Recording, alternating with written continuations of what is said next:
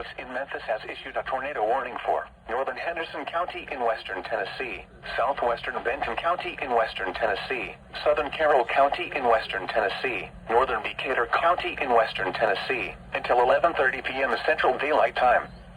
At 10:48 p.m. Central Daylight Time, Doppler radar indicated severe thunderstorms producing both tornadoes and extensive straight-line wind damage were located 9 miles southeast of Atwood, or 10 miles east of Milan, moving southeast at 40 miles per hour.